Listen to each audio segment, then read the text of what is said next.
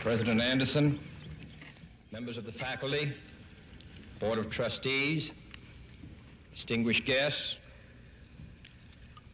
my old colleague, Senator Bob Byrd, who has earned his degree through many years of attending Knight Law School, while I am earning mine in the next 30 minutes, distinguished guests, ladies and gentlemen. It is with great pride that I participate in this ceremony of the American University, sponsored by the Methodist Church, founded by Bishop John Fletcher Hurst, and first opened by President Woodrow Wilson in 1914. This is a young and growing university, but it has already fulfilled Bishop Hurst's enlightened hope for the study of history and public affairs in a city devoted to the making of history and to the conduct of the public's business. By sponsoring this institution of higher learning for all who wish to learn, whatever their color or their creed, the Methodists of this area and the nation deserve the nation's thanks. And I commend all those who are today graduating. Professor Woodrow Wilson once said that every man sent out from a university should be a man of his nation as well as a man of his time. And I'm confident that the men and women who carry the honor of graduating from this institution will continue to give from their lives, from their talents, a high measure of public service and public support. There are few earthly things more beautiful than a university, wrote John Masefield in his tribute to English universities, and his words are equally true today. He did not refer to towers or to campuses. He admired the splendid beauty of a university because it was, he said, a place where those who hate ignorance may strive to know, where those who perceive truth may strive to make others see. I have therefore chosen this time and place to discuss a topic on which ignorance too often abounds and the truth too rarely perceived, and that is the most important topic on earth: peace. What kind of a peace do I mean, and what kind of a peace do we seek? Not a Pax Americana enforced on the world by American weapons of war, not the peace of the grave or the security of the slave.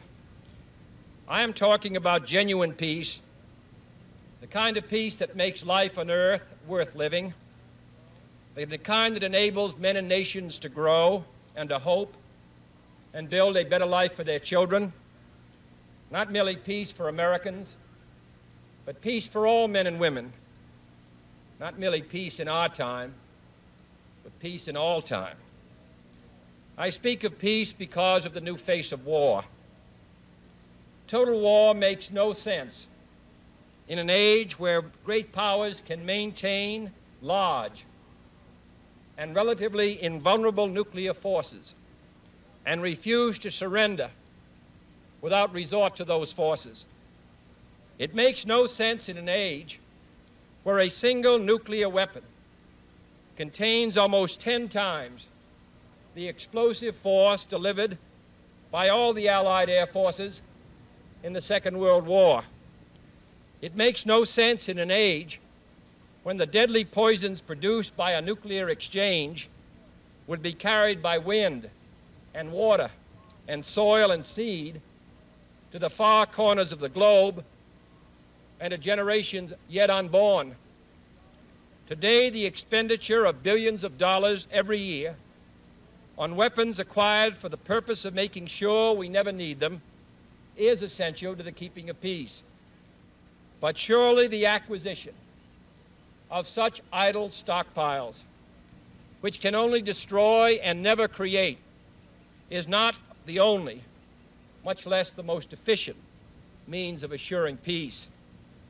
I speak of peace, therefore, as the necessary, rational end of rational men. I realize the pursuit of peace is not as dramatic as the pursuit of war, and frequently the words of the pursuers fall on deaf ears, but we have no more urgent task.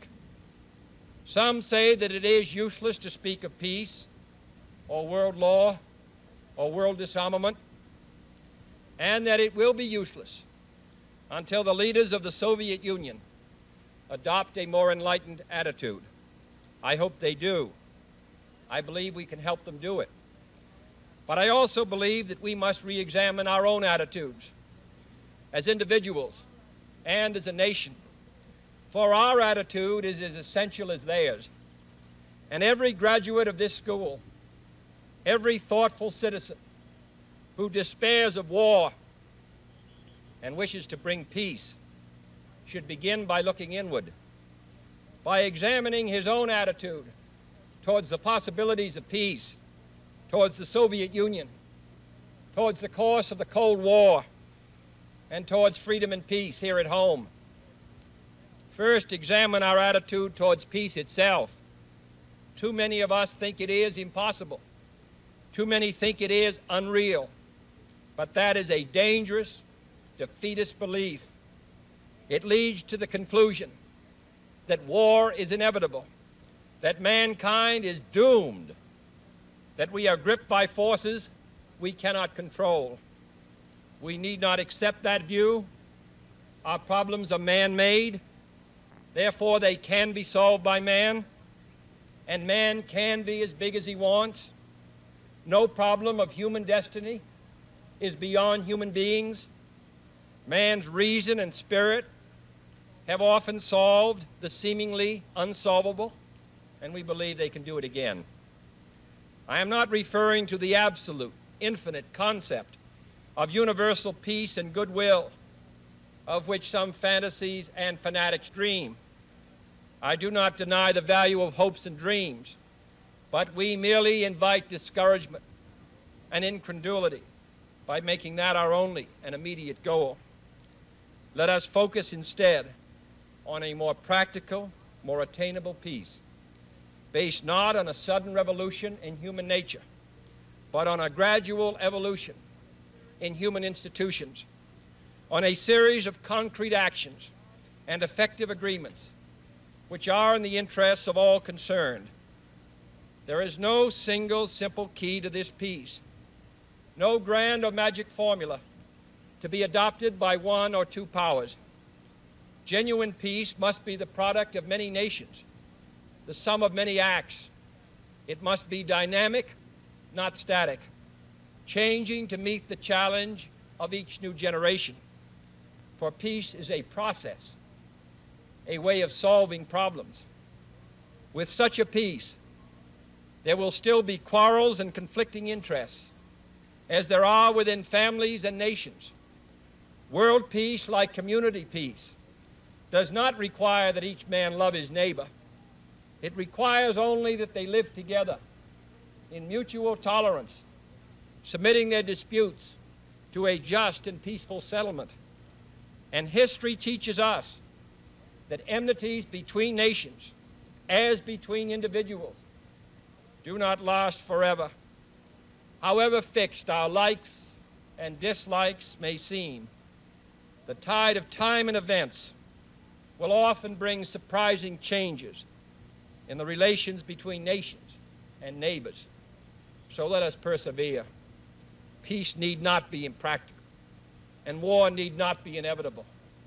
By defining our goal more clearly, by making it seem more manageable and less remote, we can help all people to see it, to draw hope from it, and to move irresistibly towards it. And second, let us re-examine our attitude towards the Soviet Union. It is discouraging to think that their leaders may actually believe what their propagandists write. It is discouraging to read a recent authoritative Soviet text on military strategy and find on page after page wholly baseless and incredible claims, such as the allegation that American imperialist circles are preparing to unleash different types of war, that there is a very real threat of a preventative war being unleashed by American imperialists against the Soviet Union, and that the political aims, and I quote, of the American imperialists are to enslave economically and politically the European and other capitalist countries and to achieve world domination by means of aggressive war, unquote.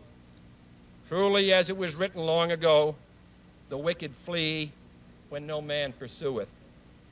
Yet it is sad to read these Soviet statements, to realize the extent of the gulf between us. But it is also a warning to the American people not to fall into the same trap as the Soviets, not to see only a distorted and desperate view of the other side, not to see conflict as inevitable, accommodation as impossible, and communication as nothing more than an exchange of threats. No government or social system is so evil that its people must be considered as lacking in virtue. As Americans, we find communism profoundly repugnant as a negation of personal freedom and dignity.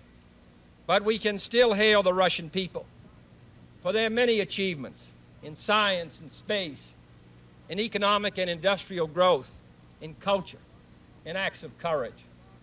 Among the many traits the peoples of our two countries have in common, none is stronger than our mutual abhorrence of war. Almost unique among the major world powers, we have never been at war with each other, and no nation in the history of battle ever suffered more than the Soviet Union in the Second World War. At least 20 million lost their lives. Countless millions of homes and families were burned or sacked. A third of the nation's territory, including 2/3 of its industrial base, was turned into a wasteland, a loss equivalent to the destruction of this country east of Chicago. Today, should total war ever break out again, no matter how, our two countries will be the primary target. It is an ironic but accurate fact that the two strongest powers are the two in the most danger of devastation. All we have built, all we have worked for, would be destroyed in the first 24 hours. And even in the Cold War, which brings burdens and dangers to so many countries, including this nation's closest allies, our two countries bear the heaviest burdens. For we are both devoting massive sums of money to weapons that could be better devoted to combat ignorance, poverty, and disease.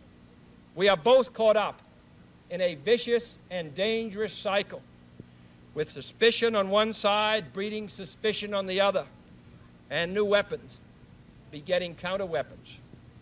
In short, both the United States and its allies, and the Soviet Union and its allies, have a mutually deep interest in a just and genuine peace and in holding the arms race. Agreements to this end are in the interests of the Soviet Union as well as ours, and even the most hostile nations can be relied upon to accept and keep those treaty obligations, and only those treaty obligations, which are in their own interest. So let us not be blind to our differences, but let us also direct attention to our common interests and the means by which those differences can be resolved. And if we cannot end now our differences, at least we can help make the world safe for diversity.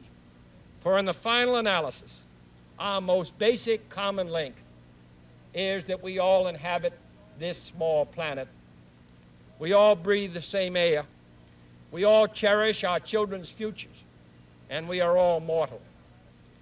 Third, let us re-examine our attitude towards the Cold War, remembering we're not engaged in a debate, seeking to pile up debating points.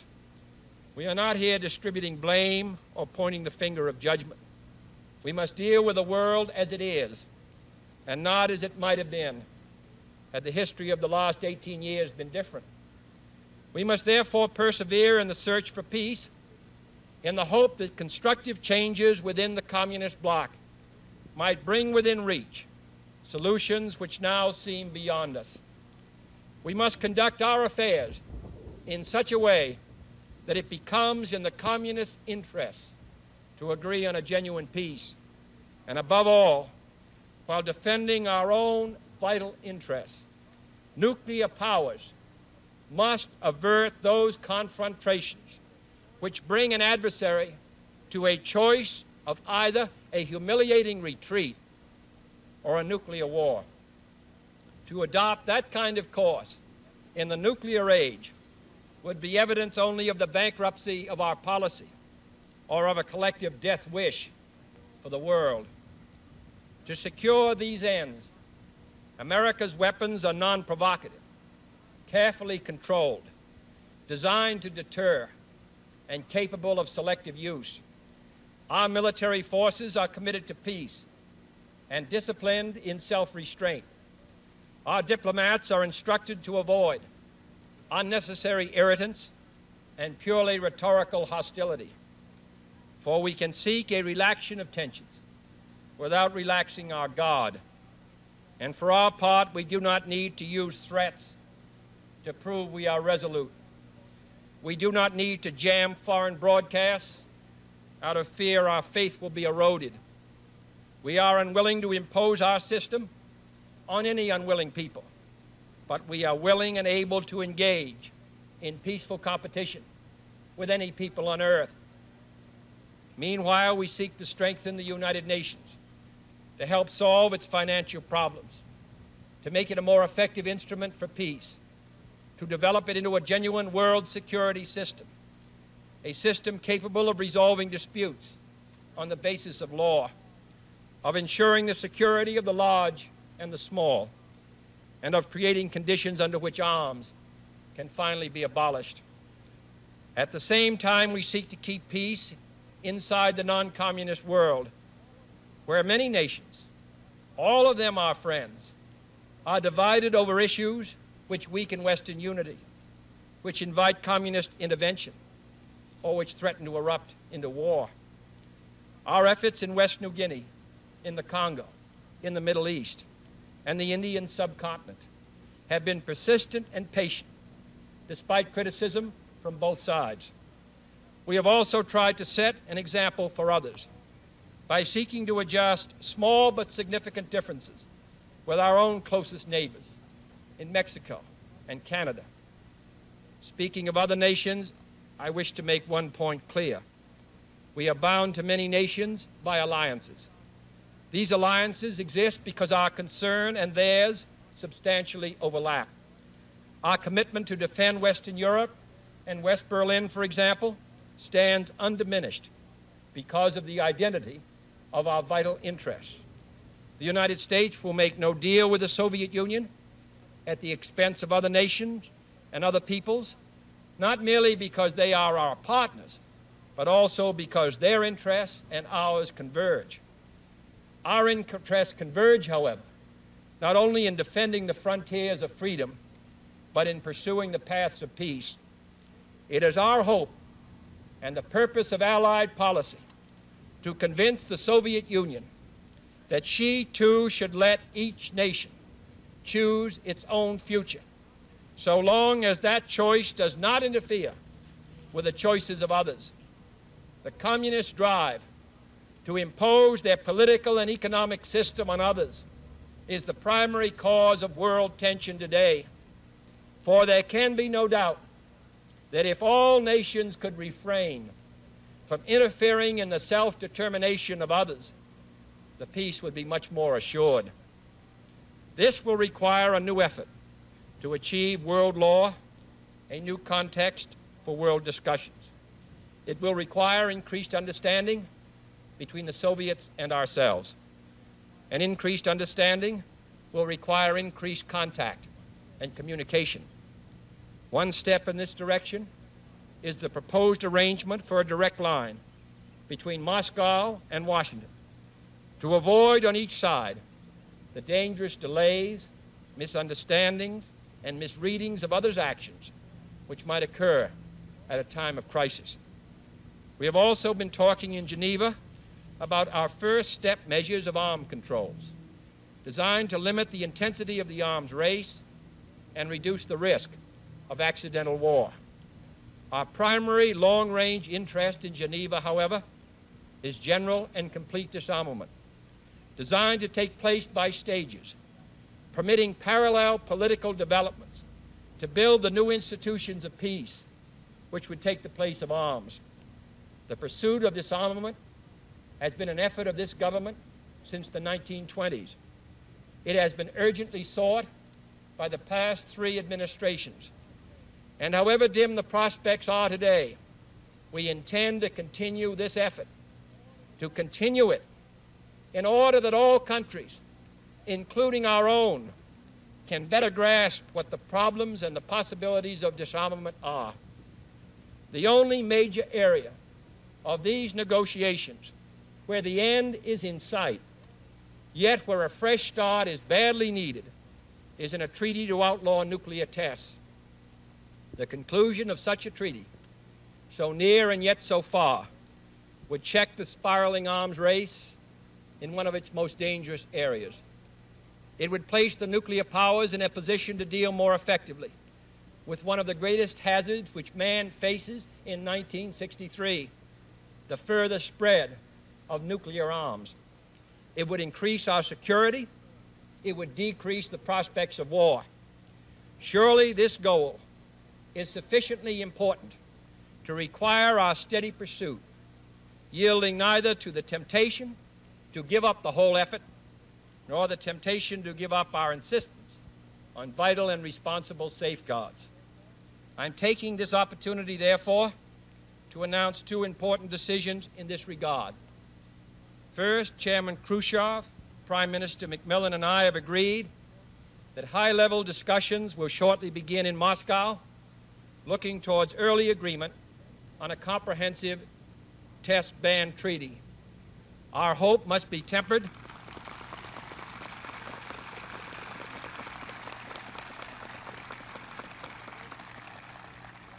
Our hopes must be tempered with the caution of history, but with our hopes go the hopes of all mankind.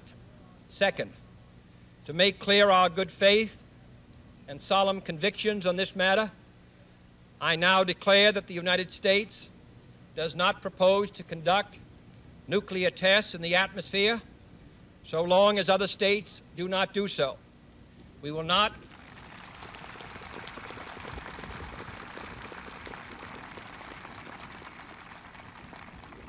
not be the first to resume.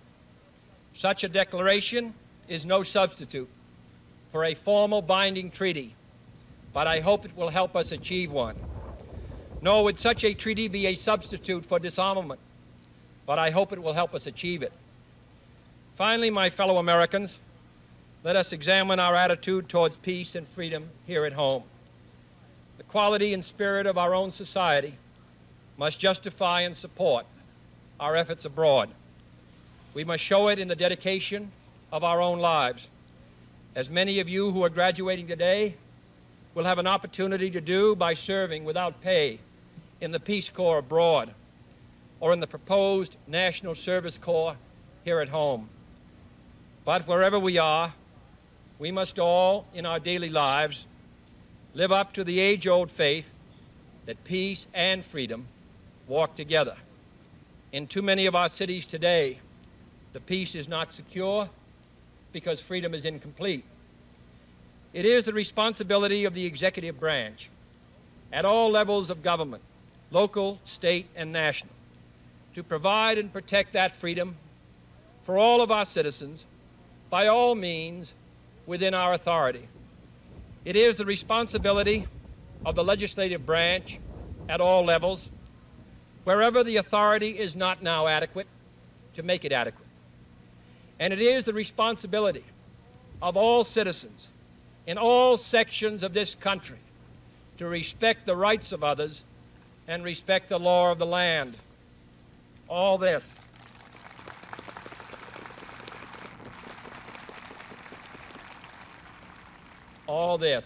is not unrelated to world peace.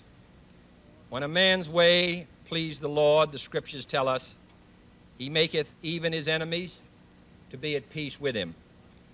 And is not peace, in the last analysis, basically a matter of human rights?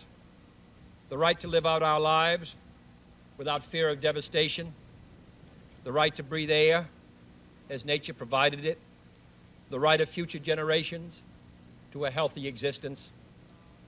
While we proceed to safeguard our national interests, let us also safeguard human interests. And the elimination of war and arms is clearly in the interests of both. No treaty, however much it may be to the advantage of all, however tightly it may be worded, can provide absolute security against the risks of deception and evasion. But it can, if it is sufficiently effective in its enforcement, and it is sufficiently in the interest of its signers, offer far more security and far fewer risks than an unabated, uncontrolled, unpredictable arms race.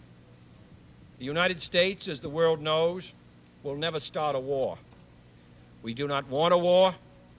We do not now expect a war. This generation of Americans has already had enough, more than enough, of war and hate and oppression.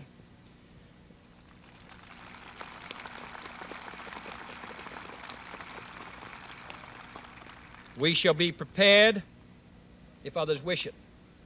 We shall be alert to try to stop it. But we shall also do our part to build a world of peace where the weak are safe and the strong are just. We are not helpless before that task or hopeless of its success. Confident and unafraid, we must labor on, not towards a strategy of annihilation, but towards a strategy of peace.